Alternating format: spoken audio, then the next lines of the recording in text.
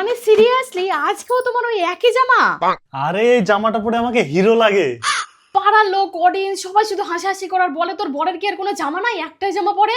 তাহলে যারা হাসাহাসি করে তাদেরকে বলো আমাকে একটা জামা কিনে দিতে, আমি তো আর কিনবো না। শালা কিপটা লোক একটাই জামা পরে সারাটা জীবন কাটাবে।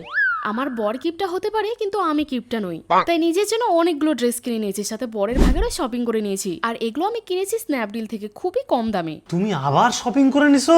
তুমি নিবে না তো আমি কি করব? তুমি তো সারা জীবন একটা জামা পরেই কাটাবা।